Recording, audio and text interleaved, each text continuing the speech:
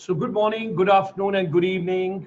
Green morning, green afternoon, and green evening to everybody world over in the different continents, different countries, different places, wherever you are. We hope that you're taking care of your health, your wellness during this pandemic, and you're taking care of everybody in your family, your neighbors, your community, and the people those are directly or indirectly associated with you world over. So, ladies and gentlemen, let me extend a very warm welcome during this pandemic, during this coronavirus.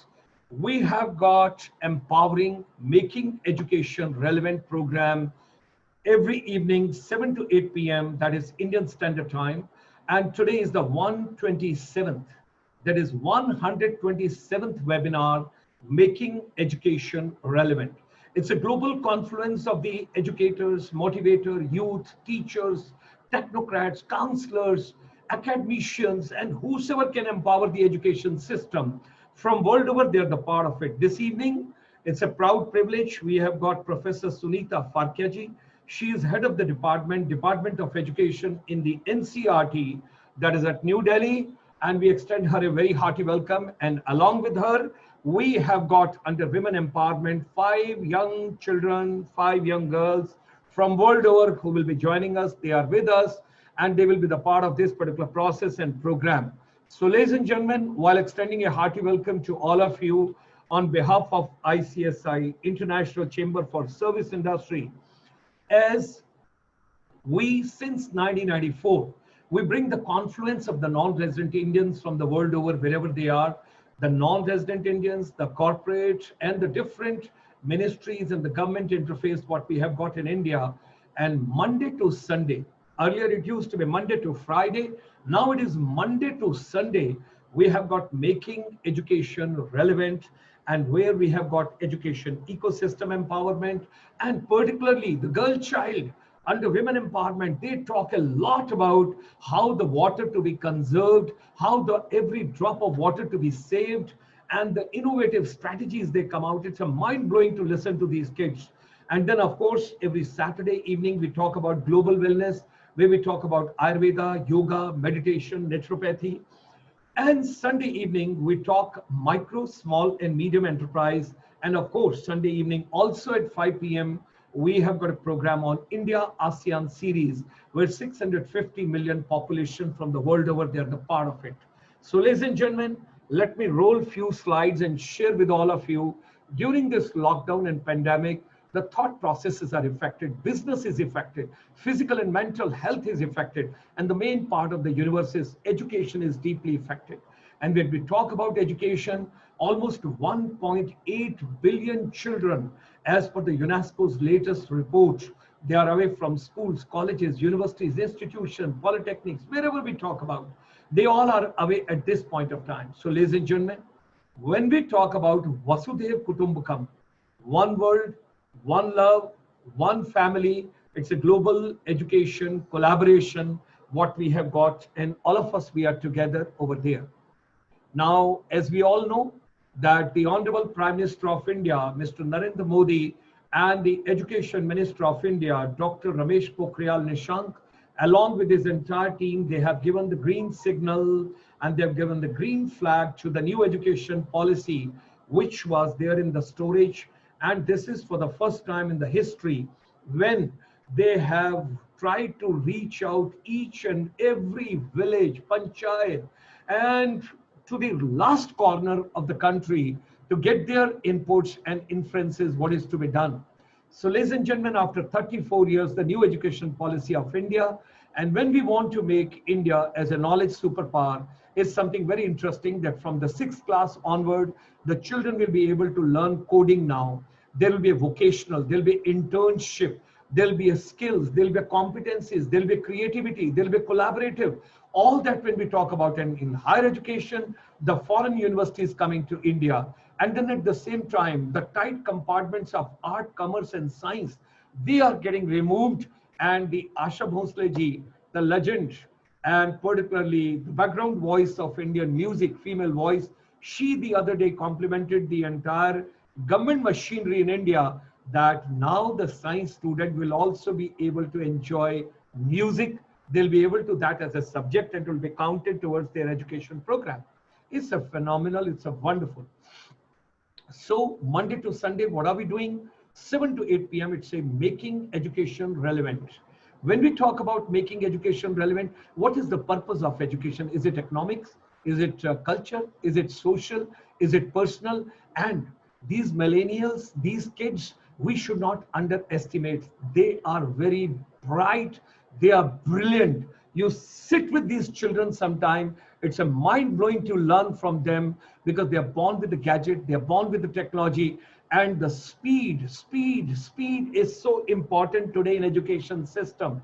The corporate sector, the nighttime you sleep, early in the morning when you get up, the new apps are there, the new technology is there, new innovation is there, new creativity is there. All that we got to understand, ladies and gentlemen. So education system is changing very fast. Now, our chamber with the education, when we carried out the search and the research and the synthesis of the global kind of a fraternity, we learned over there that the next misunderstanding world over is going to be on water, water crisis, water scarcity, water shortage, usable, drinkable water.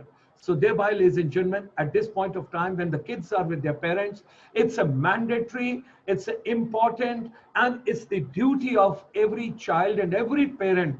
Let's bring kind of a collaborative efforts and save every drop of water with your mom, with your dad, with your brother, with your sister, with your friends. Discuss with everybody how to save water in every activity at home. When you get to the schools after this pandemic and corona, then in school, how the water to be saved, in the college, in the university, in the institutions, and then at the same time, the people, those are going to working places, at your workplace, at public places, shopping malls, retails, cinema halls, public utility services, wherever we are going, everywhere we got to save the water. So water conservation strategies, and that's also we are focusing on. Now, women empowerment is very important for us, and we strongly believe from our chamber, when you educate a male member, you educate individual. But when you educate a girl child, you educate so many subsequent generations, because she's going to be somebody's wife, somebody's mother, somebody's grandmother, somebody's sister. So much she has to handle, and she has to take care of everybody. So ladies and gentlemen, I personally feel, and our chamber very strongly recommends and feel, that under sustainable development goals, when the gender equality we talk about, SDG 5, SDG 4 is for education, and SDG 5 is for women empowerment, and of course gender equality. Saturday morning we discussed with you the Buddhism. So this now getting shifted to Friday evening, and now from this coming Friday, the Buddha's program and Buddhism program, that will be getting shifted to Friday evening in the main slot, in the main program. That will be from 7 to 8 p.m. So world over people, those are joining us, because it's a 500 million plus people world over. And particularly Dr. Christie from Taiwan, you're doing excellent job. Dr. Barbara, you're doing excellent job from UK. And Venerable Dr. Dhammapiyaji, you're doing excellent job from International Buddhist Confederation. Ashok Wangri you are doing wonderful job to get the confluence. And just today is Monday. Yesterday morning, 9:30, Saturday, that's 2 days back, we had the lady from all the way United States, from Malaysia, and the gentleman from Hong Kong. And there was so much to learn from all of them. What is Buddha's teaching and its relevance in today's education system? We also refer to Nalanda, where 10,000 students, 2,000 acharyas, what was the Pali language, what was the Sanskrit language, what exactly was being imparted, what all was going on over there. And there's something wonderful which we all deliberated. Now, ladies and gentlemen, comes Saturday evening. Every Saturday, we talk about yoga, meditation, naturopathy, nutrition, organic, to eat good food, healthy food, and think positive, talk positive, walk positive, live positive, dream positive, sleep positive, get up positive.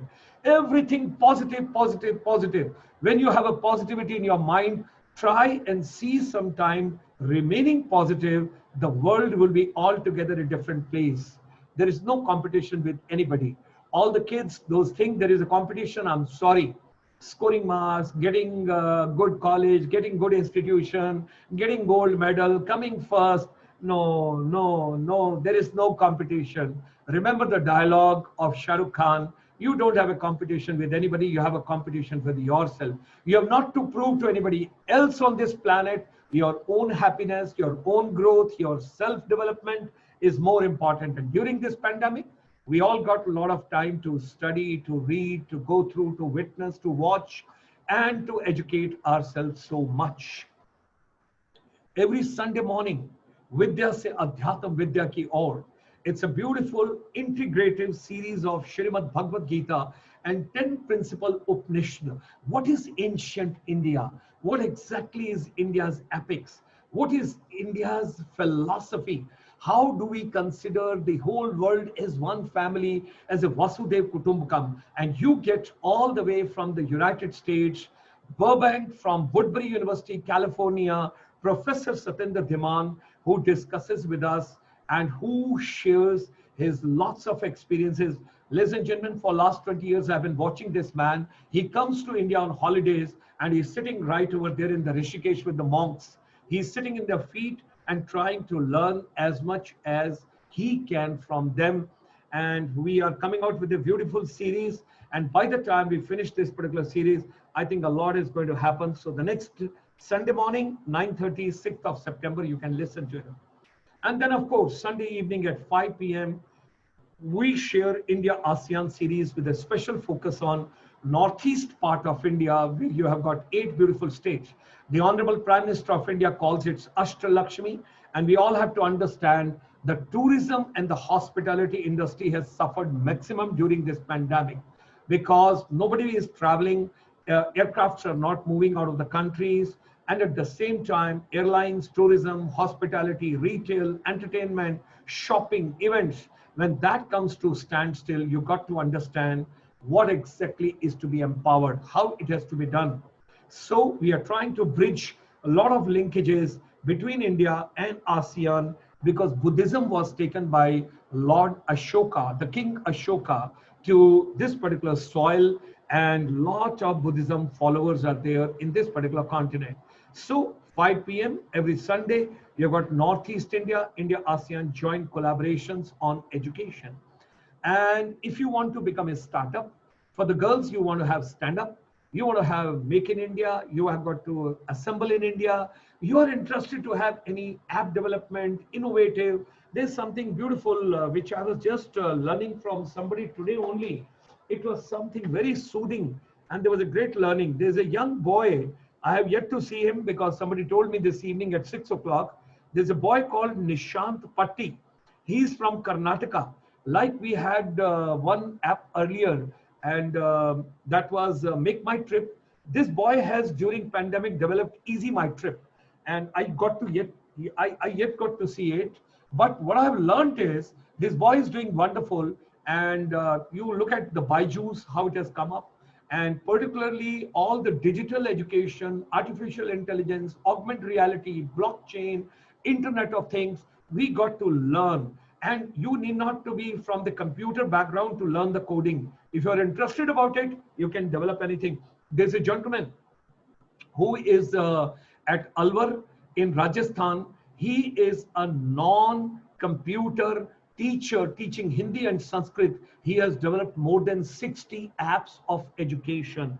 It's wonderful to know that person. And he has done Imran. His name is Imran, Dr. Imran. Okay. So ladies and gentlemen, our chamber ICSI from morning 9 o'clock till evening 9 o'clock till I finish this webinar, every day we have got a lot to share with the entire world where we are trying to empower everybody the best possible way, whatever we can do on the sharing. If any institution, any organization, any setup needs any kind of a support, we would be more than happy. At the end of my presentation, I'll share the email with you. So this is the complete chart. You can have a look at it. Monday to Sunday, how we are having the confluence of this entire program. Now, our chamber, the research and the findings, what we have done from 25th of March to, almost now end of August, when I talk about, ladies and gentlemen, the golden triangle is not going to be Delhi, Agra, Jaipur. The B2B, what was called earlier business to business, is not going to be business to business.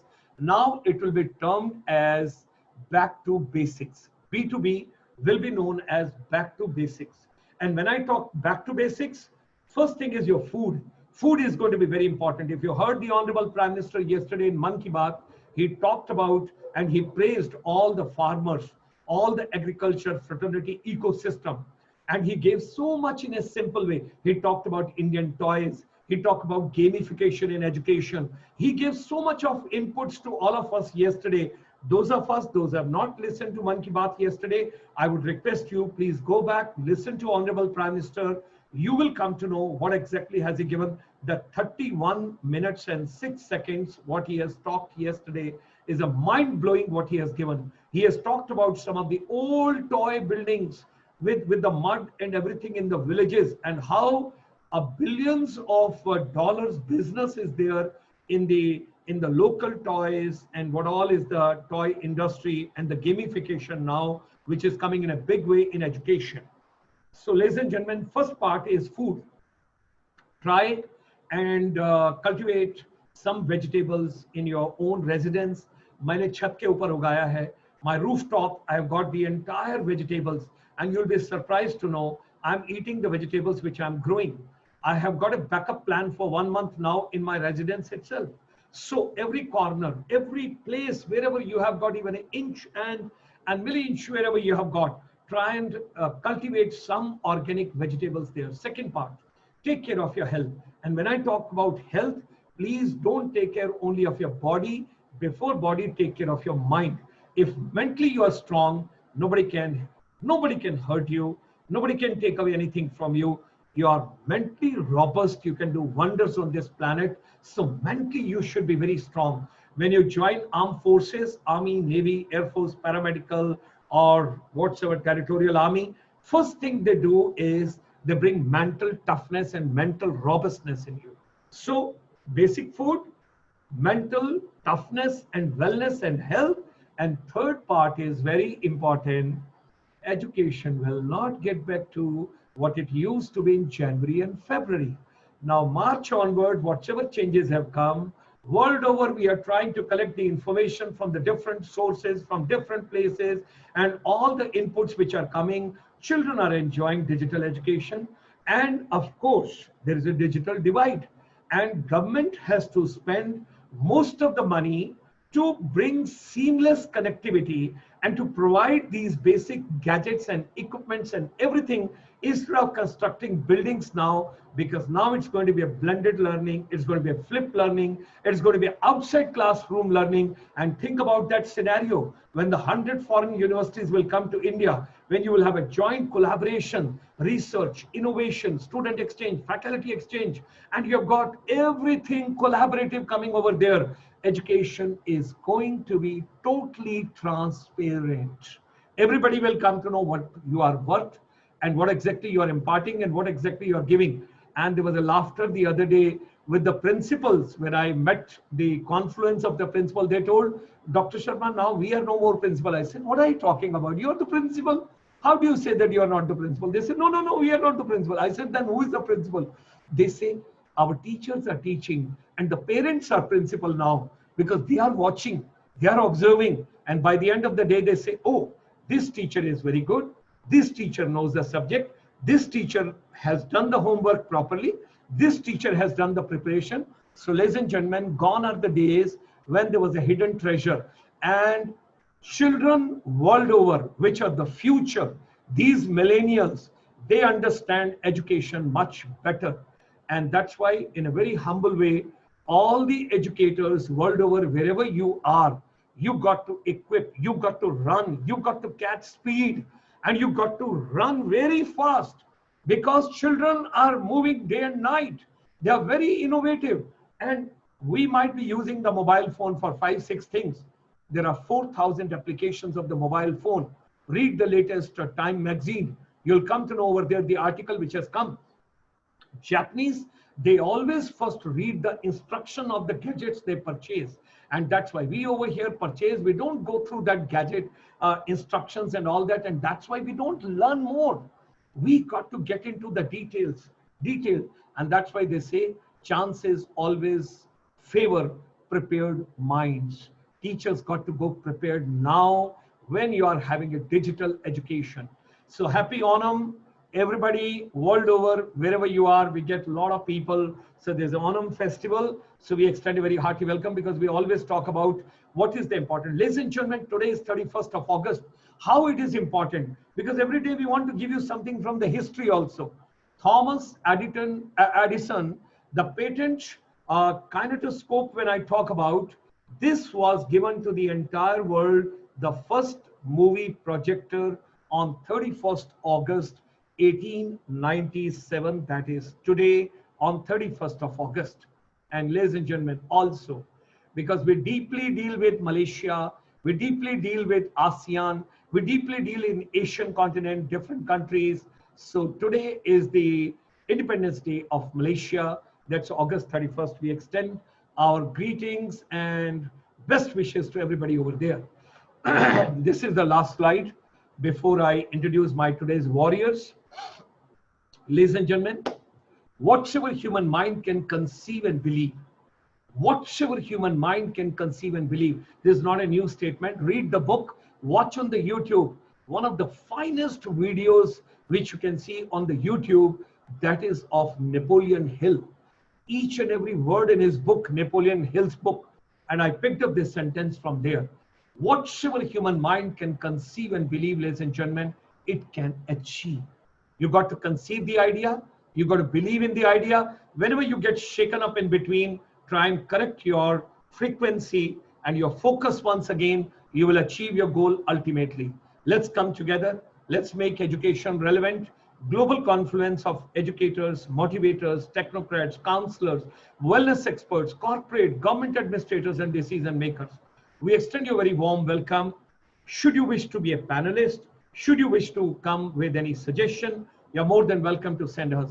You'll be so happy to know that approximately 400 people are in our kitty as on date today.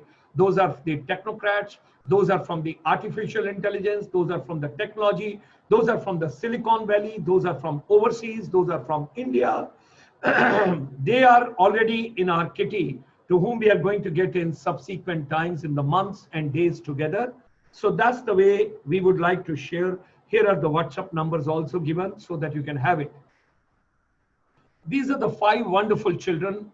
I have got Alagu Sivagami, she is joining us. Then Renee is there. Then Rushali is there. Then Ashlyan is there. Then Nikita is there. They are joining us from the world over. We will have them, we'll hear them after the main speaker. And this is the kind courtesy of Colonel K.C. Menon, who's the regional advisor, entire Southern India. And he takes care of overseas students also, because today the children are joining from different countries. We extend them a very hearty welcome. So he keeps sending us good feedback from time to time from the different parts. So those of us, those are interested, if you want to be a panelist, let your teachers, let your principals, let your educators get in touch. His email is also there, his mobile is also there. We can get across to him. He's the person who takes care of the entire fraternity. So ladies and gentlemen, while welcoming these 5 children and 5 daughters, granddaughters of mine, let me roll in and move from Colonel K.C. Menon's fraternity to the today's warrior and the main speaker of today. We have got Professor Sunita Farkya ji, head of the Department of Education in Science and Mathematics, NCERT, New Delhi. She's M.Sc. Ph.D. from Jabalpur University. Those are watching from world over. I wish to share with you, when you have opened your Facebook, Dr. Gulshan Sharma's page, watch party, Jabalpur is in Madhya Pradesh, the central part of India. Jabalpur is a wonderful place and there's a beautiful university over there. She is a postdoctorate from IIT Delhi. She is teaching and research for the past 20 years in botany and biotechnology. She's successful delivering leadership role in different areas of science education and biology education. So with these words, ladies and gentlemen, let me remove the curtains and get our participants on the main stage and start today's program. Hearty welcome to Professor Sunita Farkya ji and all the dignitaries, those are joining us from the world over. and my 5 little kiddies also joining for this particular program. With these words, I extend a very hearty welcome to Madam Professor our Farkya ma'am. Namaskar ma'am, you have to unmute your mic ma'am. You've got to unmute your mic. A very hearty welcome to you. Pleasure to have you with us. Yes ma'am, you have unmuted your mic. Wonderful. So we extend you a very warm welcome. Initially, few words of yours, and thereafter you can share your PPT also with the globe and with everybody. With these words, Professor Sunita Farkya ma'am. Thank you so much for inviting me at this platform, Dr. Sharma. I am very, very thankful to you that at this international platform you invited me to speak about science education. In science education, I would like to share my PPT so that everybody can see it.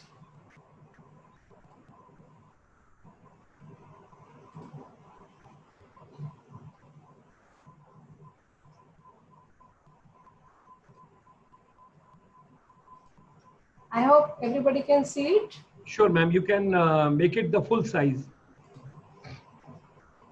Yes. So I start my presentation with a quote given in the NCF, present NCF, National Curriculum Framework in India, that is, true education is that which draws out and stimulates the spiritual, intellectual and physical faculties of the children.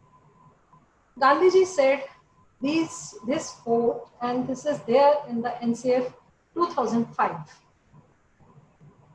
So today we will discuss about why science education is important, what are the goals of science education, and since we are talking about the science education, so we should know a little bit about the nature of science and how the science learning takes place. That means science process skills, what are those skills, then what are the pedagogical practices in science, what are the issues and concerns in science education, and way ahead in perspectives of NEP 2020. So these will be the content. Now, why science education? Science education actually, it enhances logical reasoning in learners. It enhances critical thinking in learner. All the problems we solve through science education, through logical thinking, through critical thinking, and the science learning may be applied in the daily life. The goals of science education at all levels of education is to develop among the students in school education. That is critical thinking. We want to enhance critical thinking in the children. We want that children should solve the problems which are happening in their surroundings. We want to enhance their creativity. So these are some goals of science education at all levels of school education. Now, before we go ahead, I think we should know about the nature of science. Here you can see an hexagon, and in this hexagon we have given different aspects of nature of science, like scientific ideas. They are subject to change. We will see with an example how the scientific ideas are subject to change. So I will go to the next slide so that we will see all these aspects which are there in the nature of science. We can see all these aspects. Here I have taken one example, that is origin of life on the earth. We can see this example in science textbooks at upper primary stage. There was a scientist, J.B.S. Haldane, who was a British scientist, and who became a citizen of India in citizen of India later, he suggested in 1929 that life must have developed from simple inorganic molecules which were present on the earth soon after it was formed. Because he speculated that the conditions on the earth at that time, which were far from the conditions we see today, and he could give rise that the more complex organic molecules they were necessary for life were there, they formed there, and the first primitive organisms would arise from the further chemical synthesis. How did these organic molecules arise? So this was the question after Haldane gave this fact in 1929. So answer to this question was given by Stanley L. Miller and Harold C. Urey in 1953. They actually assembled an atmosphere which may be similar to that told by J.B.S. Haldane. And then under that atmosphere, they proved it that due to certain inorganic molecules, there were synthesis of some organic molecules, and from those organic molecules, life must have arisen on the earth. So what we have seen in this example, that scientific ideas, they are subject to change. First Haldane said something, then but he could not prove it. Then later on, Stanley L. Miller and Harold C. Urey in 1953, they could show some experiments, but still there were questions. So from this example, we can say that the ideas, scientific ideas, they change. They are subject to change. With the time, they change. There is one example. There were two learners I had seen. There was one learner was giving the statement that some plants get nutrition from insects. Then in statement 2, learner said that saprophytes grow on dead organic matter. I talked to those both the learners, how they came to know. Then the first learner who had given the first statement, he said that some plants get nutrition from insect. I have seen one video on YouTube, and I have seen that insect was going inside the pitcher of the pitcher plant, and then lid was closed. And then I did not see after some time when lid was open, I did not see insect coming out. Then I asked the second learner, how do you know that saprophytes grow on dead organic matter? He said, yes, I have seen that they are growing. I have seen mushrooms in rainy season, they grow on the dead organic matter. So with this example, we can say that observability is the unique feature of science. I am talking about the nature of science. So observability is the unique feature of science. So this is the pitcher plant which this is a Drosera rotundifolia. This is also an insecticide plant. Now there was again one more experiment. I have taken this example here to show you.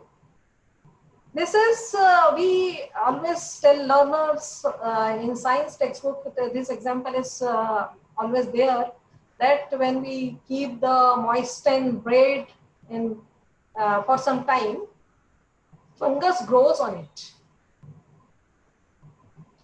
But if we tell it to learner, should the learner accept? Rather, he or she should perform an experiment. So this was the experiment done by one of the learner who was talking to me, and he had shown me his experiment, and then I was discussing with him how he has done.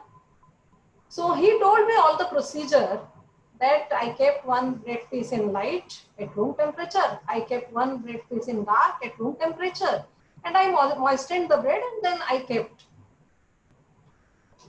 And I took the observation like this. So he took the observation. After that, he said that I have seen this under the microscope. And in the microscope, I have seen some outgrowths from the bread piece like this. He had given me the this picture also.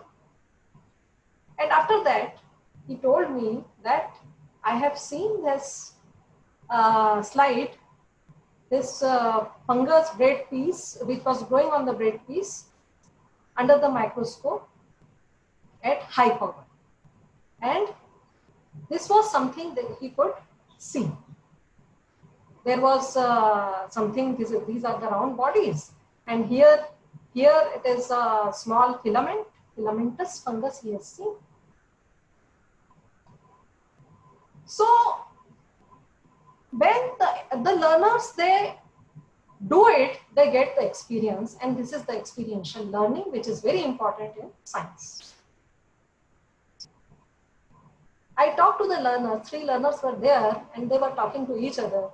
There was a discussion among them. One learner said that take cold milk and add a little curd, and then the milk will be converted to curd.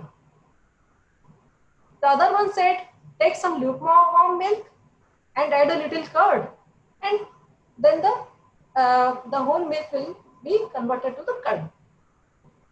Then third one said, take some hot milk and add little curd.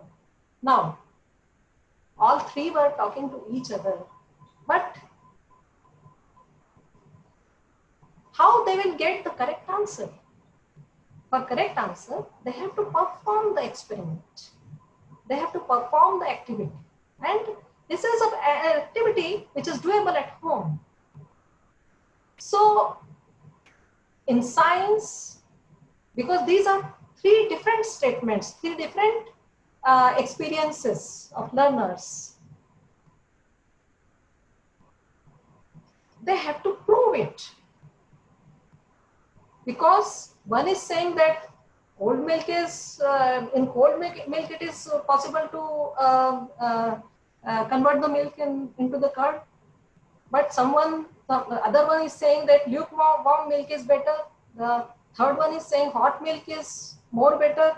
So they have to perform the experiment, and they have to provide the evidence. So science demands evidence. This is another nature of science. Then here are 2 pictures you can see. In this picture, on the left side of your screen, you can see that there is one plant which is growing, and it is moving towards light. And there is another picture you can see where the roots are going towards the soil line, but shoot is going towards the, it is showing the negative geotropism. And roots are showing the positive geotropism. So these are the movements in the plant. And I think if there are 40 students in class, and if there are 5 groups in the class, 5 or 6 groups in the class, they can perform this activity in group, and then they can share with each other, and they will find that everyone is getting the same results with different plants. So that means this is next nature of science. Science provides consistent data with repeat of experiments. If the experiments will be repeated by the learners, it will show the consistent data. So these are a few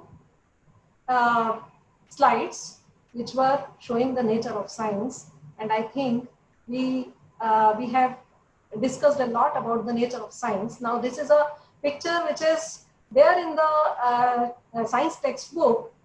Here we can see that a lady is separating grains with the husk. Now here I plotted this picture in front of a biologist.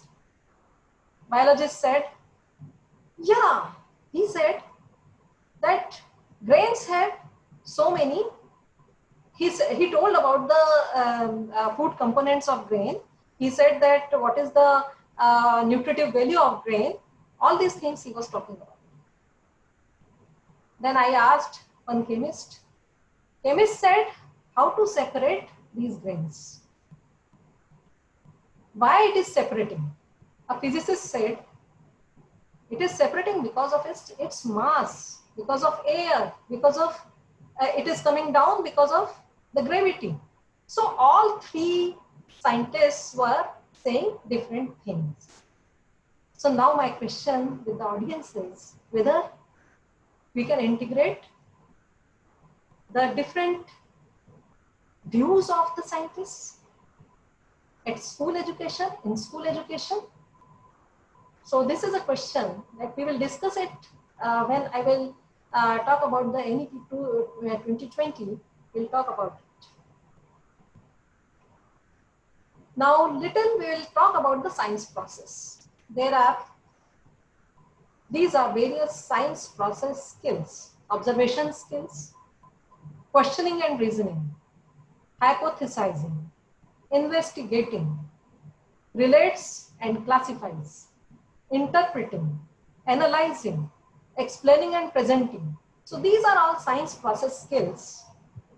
Observation is a very important process skills to learn science, because through observation, mind becomes curious. We'll see in the next slide. This is the observation. Observation may be by touch, feel, it may be through sound, it may be by taste, it may be by smell, or it may be by observing through eyes. So this is a very important skill. Suppose somebody is coming to my room and if I ask that what was there on the gate, so how much he has developed his observation skill, it depends on that how much he can speak about. And as much as he can observe, he or she can observe, he will be more towards curiosity. And if he will towards more curiosity, then there will be a question in his mind, in his or her mind. And if there is a question, there will be some answers. He will hypothesize, he will experiment, he will analyze, and in this way the science process skill will go on.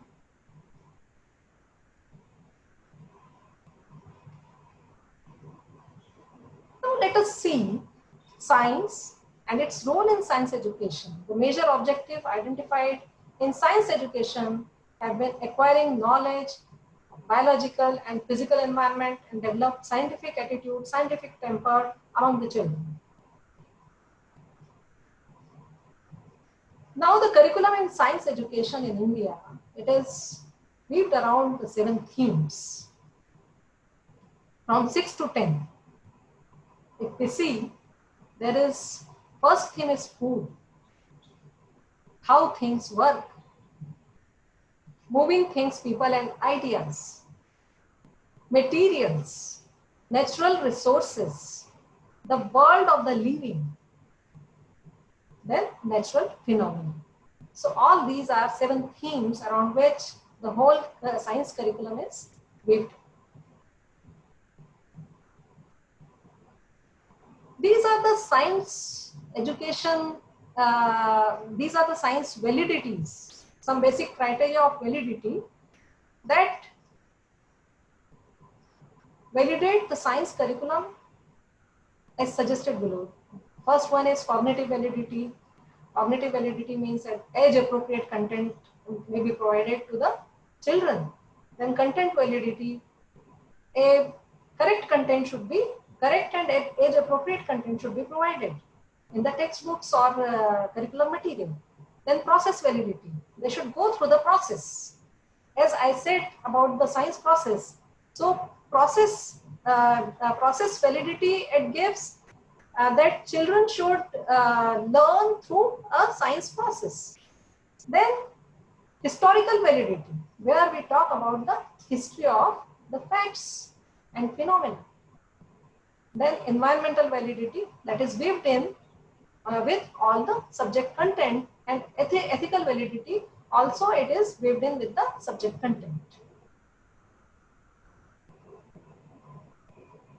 These are the various curriculum at different stages, and here I have included summary of different stages of curriculum.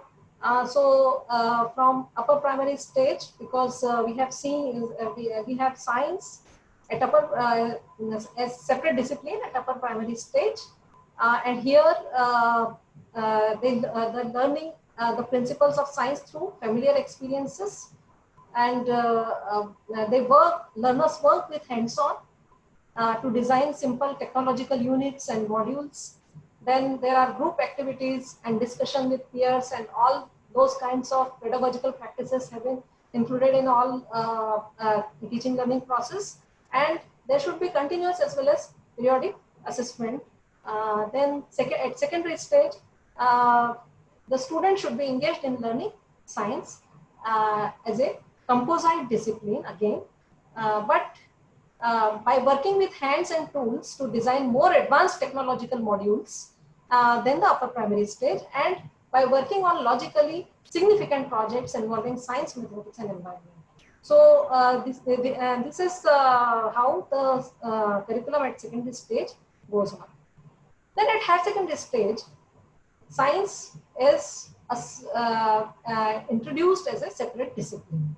Emphasize on experiments, technology, then problem solving, and such kind of means it is the level is little higher.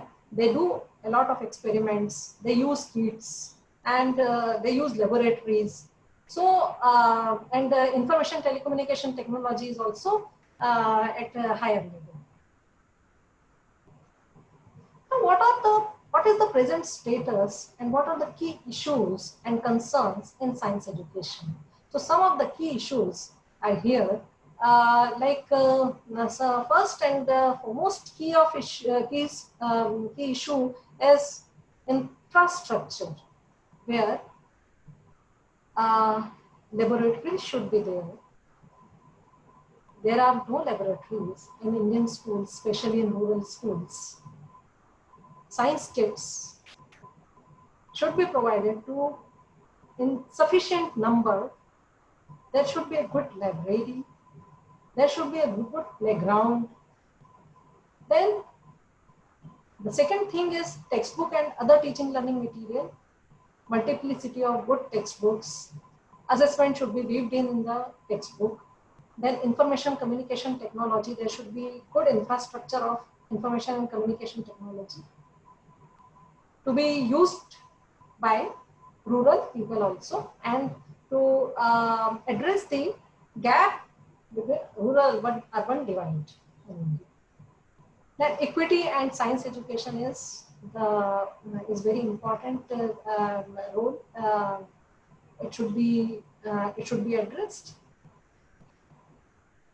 Then other disadvantaged groups also be addressed in science education. We should see that how the science education may be provided to other disadvantaged groups.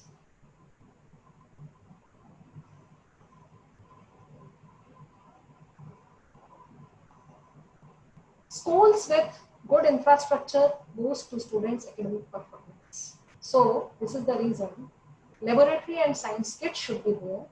This comes under infrastructure. all the world is laboratory to the inquiring mind. This is a quote given by Martin H. Fisher. Then every primary school must have an activity room or an area. At upper primary stage, the activity room should be furnished to enable children to do simple experiments. Well-planned laboratories for secondary and higher secondary stages should be there. If required facilities are not immediately possible in all schools, and in mobile laboratories at the cluster block and district level uh, may address the problems in rural areas. Science kits in schools for making desirable changes in teaching learning process. Science kits help teachers to escape out of traditional laboratories, save the space, and allows the student to do all activities and experiments which are prescribed in the syllabus. Books become permanent companions. Sometimes they are born before us. They guide us during our life journey and continue for many generations. This is a quote given by APJ Abdul Kalam. So library it encourages children to explore interesting things, especially in their formative years when the curiosity to know about the surroundings is intense. In recent years, it has been observed that there is a great decline in the reading habit among children. So this is the reason to enhance the reading habits, library is very important. Research findings have shown that insufficient computers networking facilities have discouraged students to refer libraries for appropriate readings.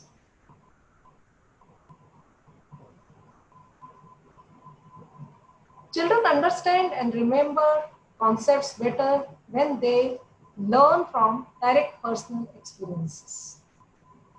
Joseph Kerner. This is a quote given by Joseph Kerner. This is the reason playground is very essential in schools because it increases physical, social, and cognitive development of the children, overall development of children.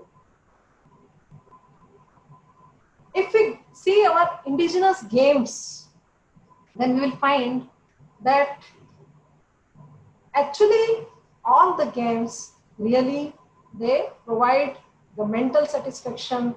They reduce the stress. Physical health becomes good. They enhance the critical thinking. They provide the concentration, higher concentration, and so on. So this is the reason games are very important for holistic development of the children.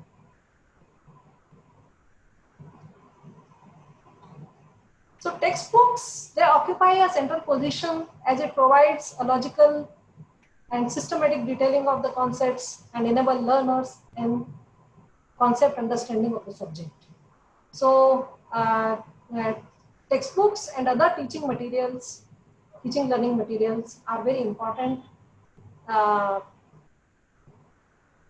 aspect of curriculum. Then information and communication technology, if we see these days in the pandemic situation, it is doing wonders. All online classes are going on. So this is very important, and for science teachers should have clear understanding of techno-pedagogic content knowledge, and ICT should support student-centered and self-learning learning among the students. ICT should be used to supplement face-to-face teaching learning process. Interactive content, practices, quizzes with adaptive hints and feedbacks help in consolidation of concepts and development, critical thinking skills, etc. So these are the things which are ICT, how ICT is beneficial to the education, and how it can be used in science education. For this, now the assessment is also a very essential part of teaching learning process. There are different types of assessments. Specifically, I will talk about the assessment as learning and assessment for learning, which are there while while the teaching learning process in the classroom. Assessment for learning plays wonders, and assessment as learning, it provides experiential learning to the learners, about which the NEP 2020 is talking about, experiential learning. NEP 2020 is talking about the pedagogy. It should be learner-centric. It should provide experiential learning.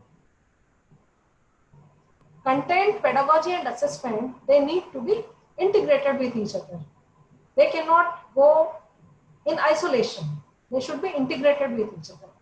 Pedagogy must be linked to art forms, fun activities, or games, traditional games, etc., to learn the concepts of science without burden.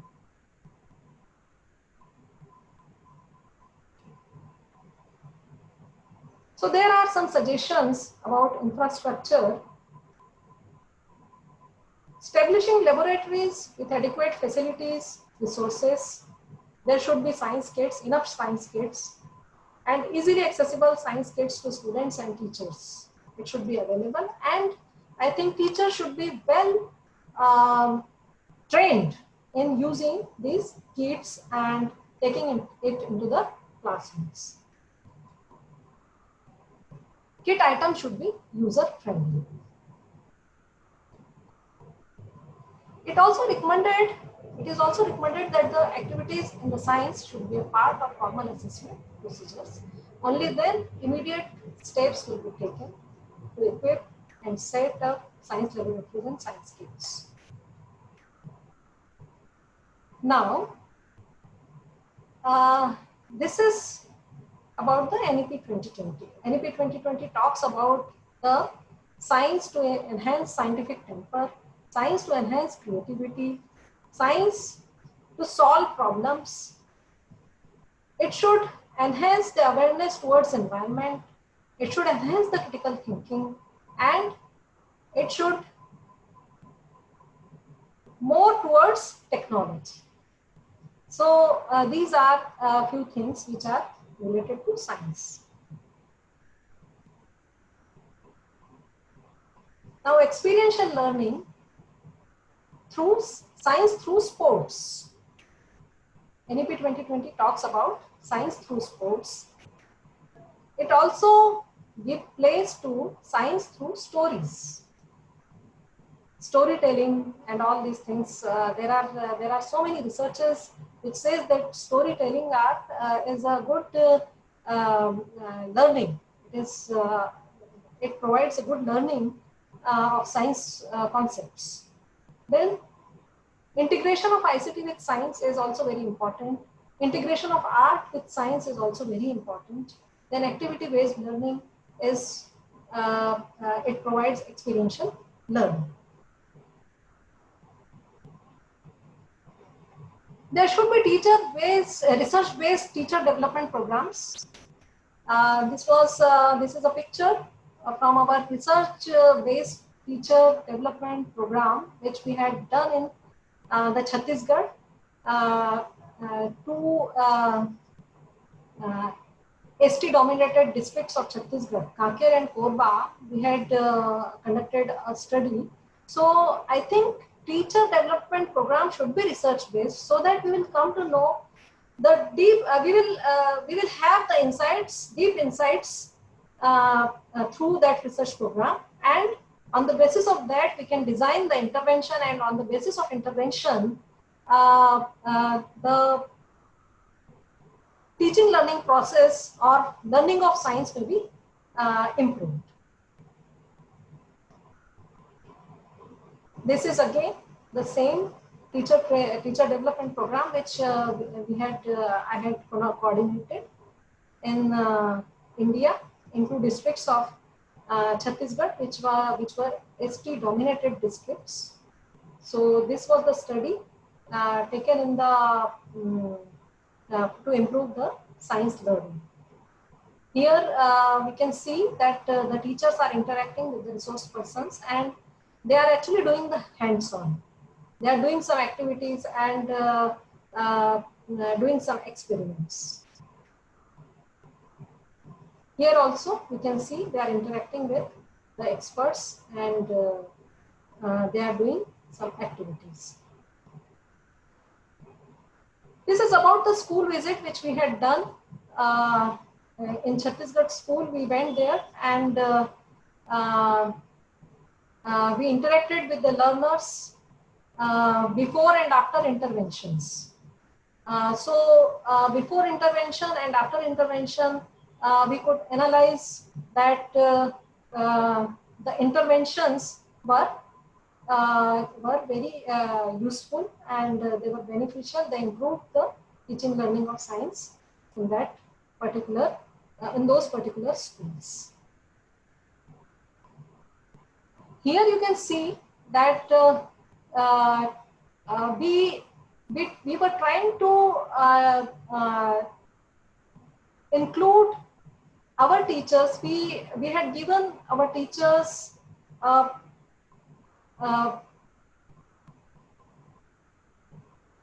intervention for what is their role as facilitator. They should not provide everything to their children, but they should actually facilitate them for experiential learning. So here they are facilitating children for experiential learning, and students, they are experiencing with different activities. This was the activity-based learning. We can see here, which we have taken in from Chhattisgarh experimental schools. These are the, we can see all the children, they are happily doing it, and you can see the sense of achievement on the face of learners. Now, apart from the classroom activities, there should be some outdoor activities. We can say learning beyond classroom, learning beyond textbooks. So you can see in the left corner, you can see that the students, they are playing a game, and through game they are learning. And in other pictures, we can see that they are observing the phenomena, natural phenomena. So and this is how the science education should go.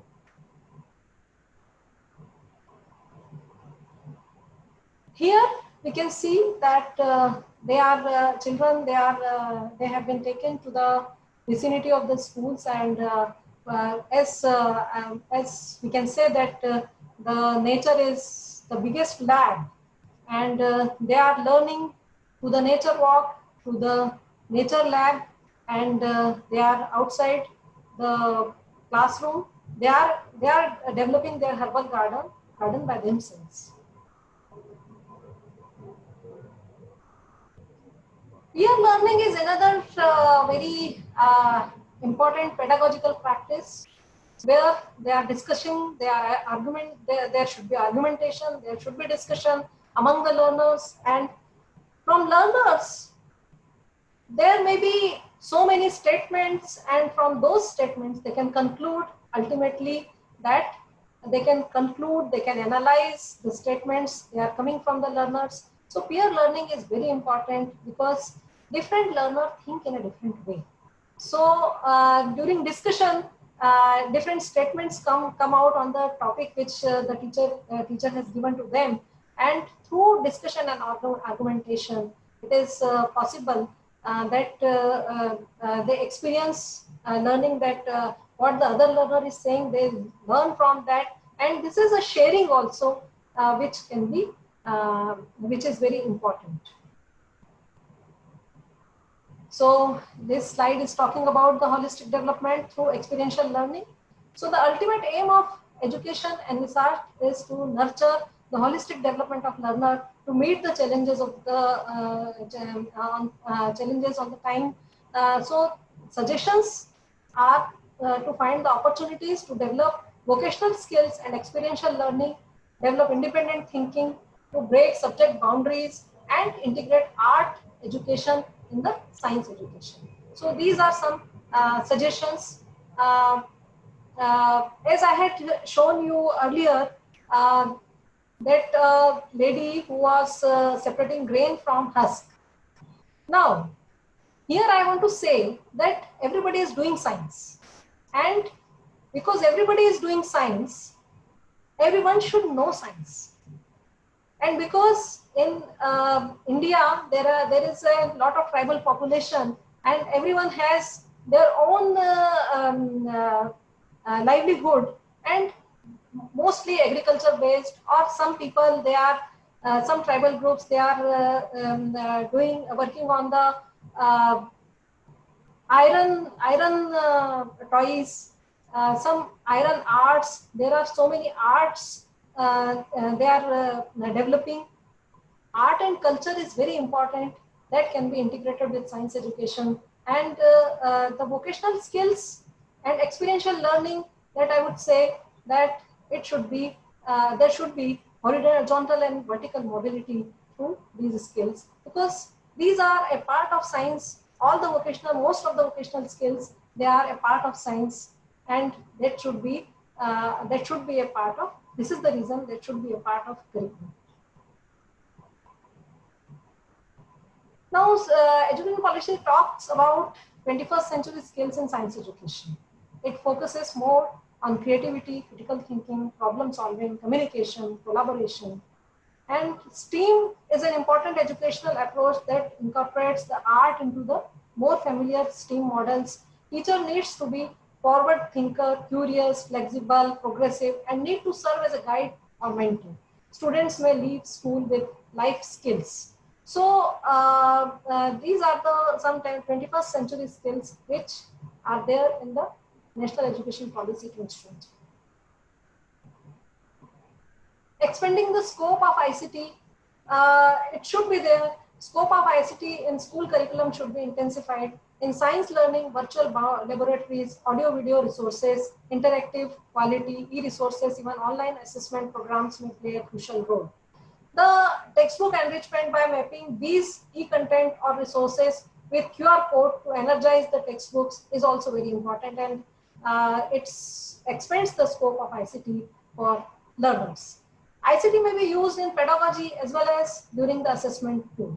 In pedagogy, ICT may be used for classroom teaching also, and for interactive practice. And there are so many examples through which ICT may be used in the pedagogy, and teachers should be trained for such kind of pedagogy. Now, these are the concerns of National Education Policy. We can see here that previous academic structure was this, which is on the left side.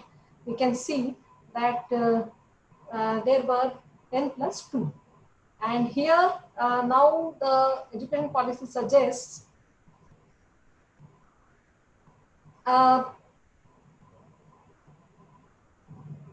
it suggests pre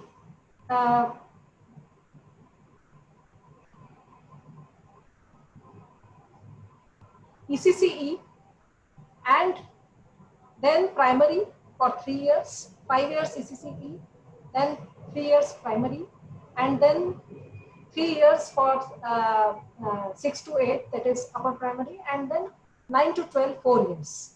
So this is the structure, new pedagogical and curricular structure it would be to be discussed.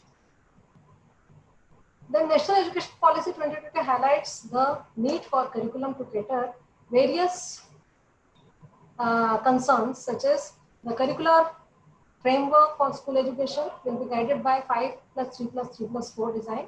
Reduction of curriculum content, it requires the reduction in the curriculum content. Then it encourages experiential learning. It inculcates logical thinking, problem solving skills, critical thinking, etc. And then it improves digital, it gives more emphasis on the to improving the digital literacy. Inclusion of arts and aesthetics in curricular content, then improvement in oral and written communication skills, social responsibility, etc. Then promotion of ethical and moral reasoning, promotion of logical and tribal specific traditional knowledge system, highlight critical issues facing by the community. Then scopes for experiential learning and exploration of relations among different subjects. Concerns of national education policy, other concerns are the secondary stage will build on middle stage, but with greater depth and greater critical thinking and greater attention to life skills aspirations. The syllabus and textbook should be prepared by the students for a modular board examination, restructured to test only core concepts, principles, critical thinking and other higher order skills in each subject. Syllabus and textbook should be designed in such a way that teaching and learning to be conducted in more interactive manner. It is an interactive manner, but it should be more interactive manner. Then classroom sessions with more fun, creativity, collaborative and exploratory activities and fun for students for deeper and more experiential learning. All activities relating to arts, crafts, sports, yoga, dance, music, drawing, painting, sculpturing, pottery making, woodworking, gardening, and electric work must also be considered in the curriculum. So these are kind of vocational trainings. There will be no hard separation of arts and science as such. The same may be taken care by the syllabus and textbook developers. Concerns of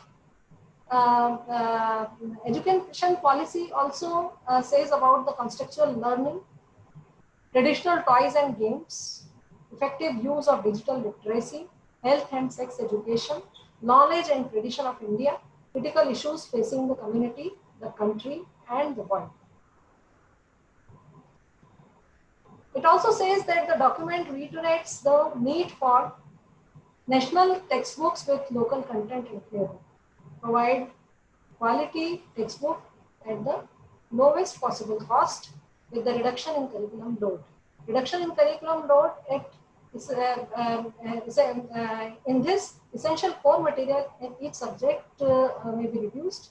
Only essential core material in each subject, and it should be constructivist approach. Then discovery based, it should be analysis based, and it should be engaging in fun learning. NEP 2020 recommends the introduction of new areas in school curriculum. These includes Indian knowledge system, which is about the Indian literature and traditions, contain deep knowledge in a variety of disciplines including mathematics, philosophy, art, logic, grammar, law, poetry, drama, astronomy, chemistry, metallurgy, and other disciplines like architecture, agriculture, music, dance, yoga, and all these. So in all these subjects, Indian knowledge system should be integrated in science. Now here we can see, this is statue of Nataraj. How many of an Indian student knows about it? It is there in Geneva, in CERN Geneva, and the cosmic dance of subatomic particles it is shown. It is for that. Here we can see, this is the statue of Sushruta, who is father of surgery in Indian Ayurveda. It is there in the Royal Australian College of Surgeons at Melbourne. Here we can see it is the statue of Aryabhat at IUCAA Pune. So all these pictures I am showing because I want to tell that Very few Indian, they know about it. So it should be integrated in the curriculum. We should learn the language. We should learn.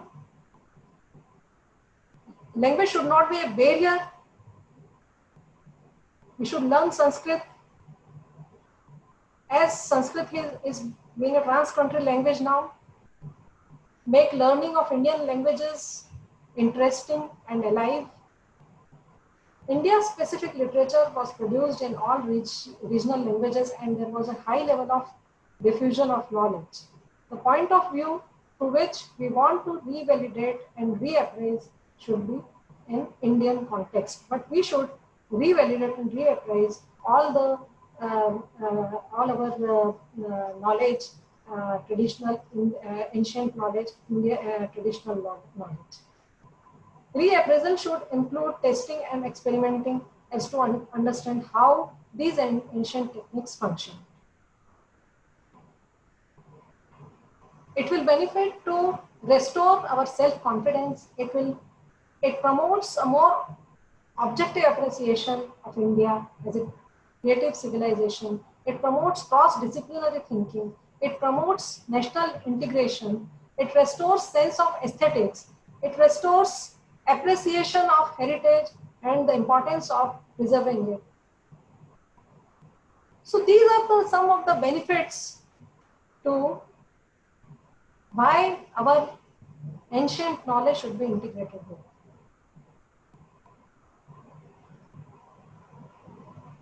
The new related areas.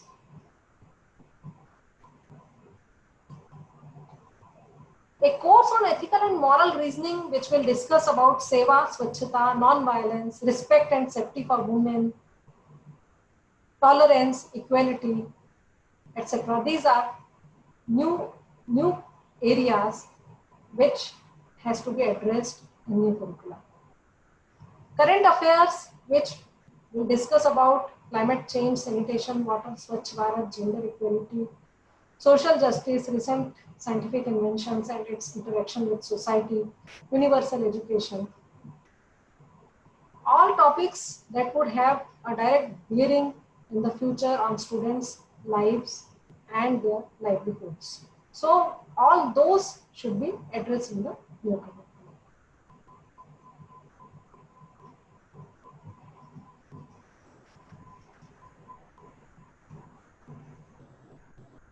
So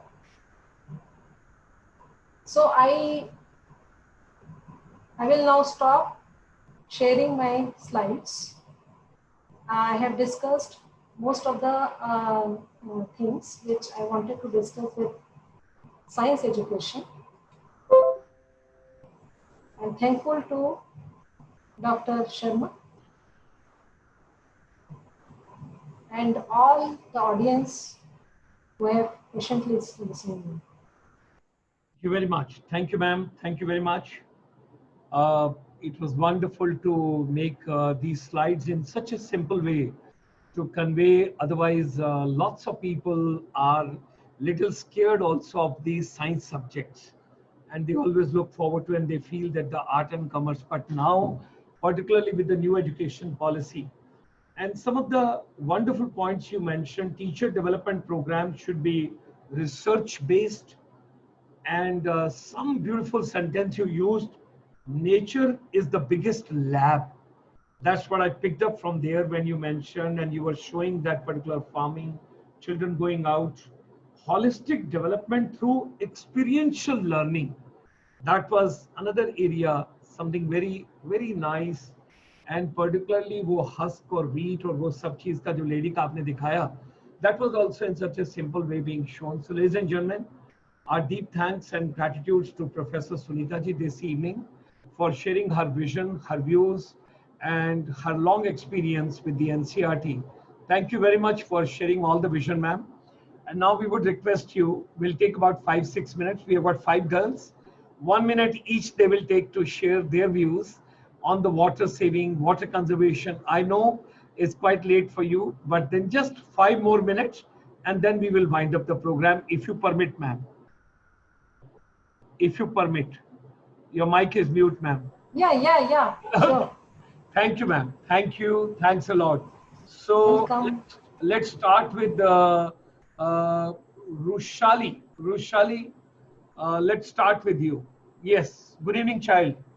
Good evening, everyone. My name is Rushali. Yes. Let's go straight. So, Yes. so the topic for discussion today is water conservation, Yeah. and I would not like to bore everyone by pointing out the usual things that we've been taught in school. That is pollution, reducing pollution, and all that. But there are things that we can do at home. That is do it yourself. They're called do it yourselves or DIYs.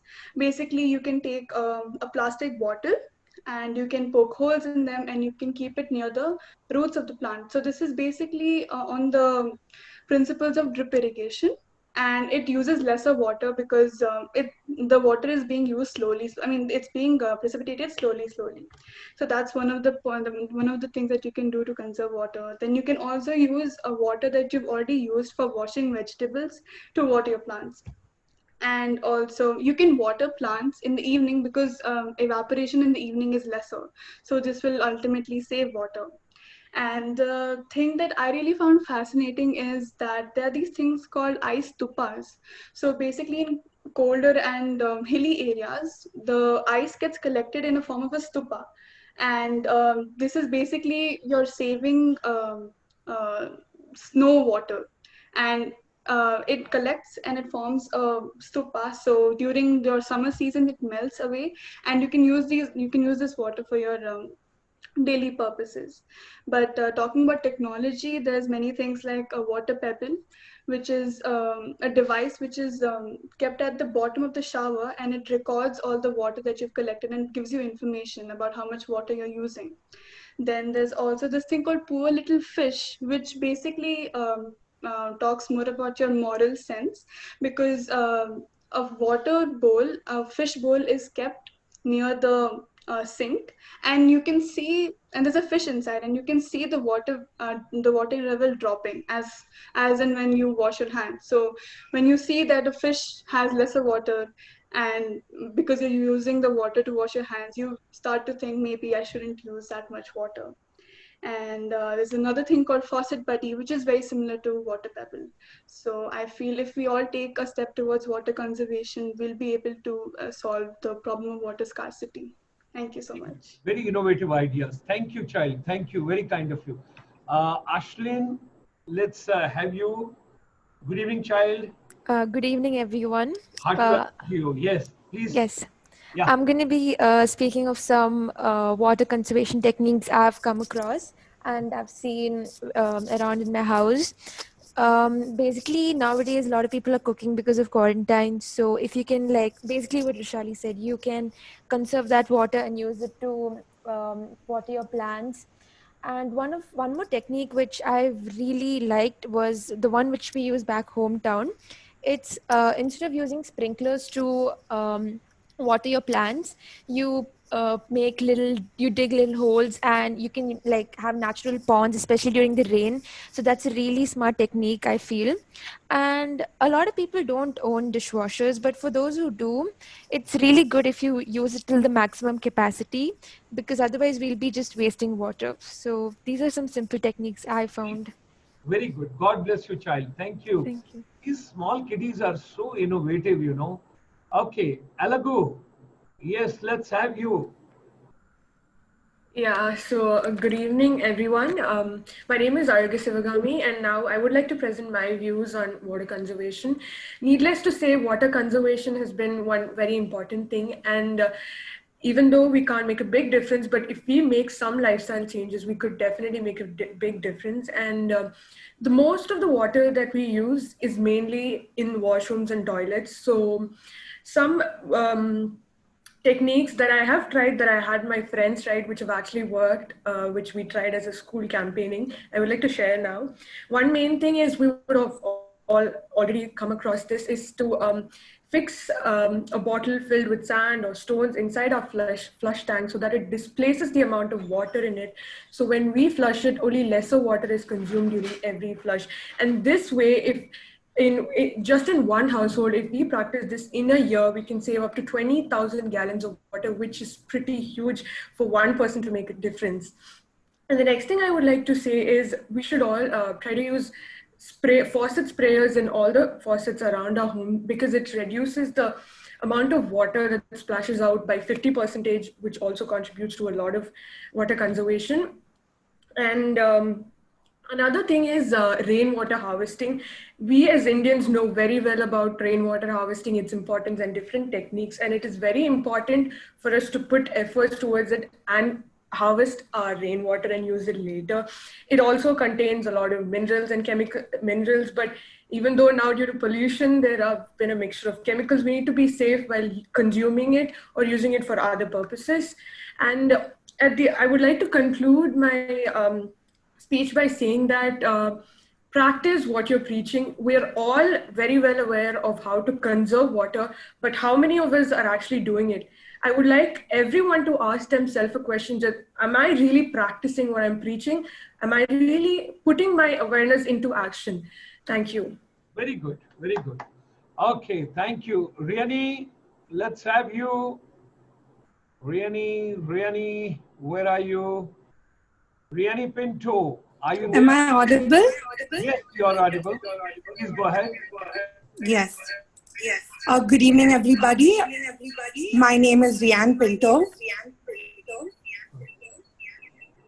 Yeah, my name is Rian Pinto, and I would like to come directly to the topic and speak about water conservation. We are all aware of the basic ways we can conserve water, such as taking a bucket bath, using an eco-friendly or highly efficient washing machine or dishwasher, and fixing the leaky taps or closing the taps if they are unnecessarily on. Now, coming to certain innovative ways that I came across, a special innovation was designed to mitigate water scarcity in villages with less water or no surface water. Now, attached below a merry-go-round or a seesaw is an arrangement similar to that of a conventional hand pump. As children ride on these wheels, groundwater is drawn and the tanks are filled. It can also be used to pump water from bore-wells and large storage tankers. It can be installed even at far-off places and is easily maintained.